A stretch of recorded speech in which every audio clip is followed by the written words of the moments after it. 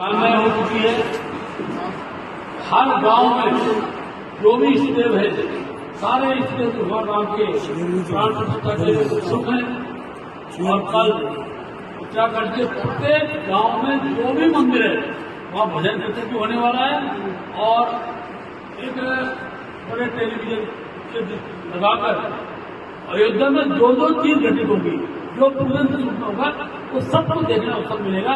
और मैं अपने रावत जी से आग्रह करूंगा यहाँ पर भी, क्योंकि आप कनासम करेंगे कार्यक्रम, सब लोग बन जाएंगे, वहाँ पर आप एक बड़ा टीवी लग जाए।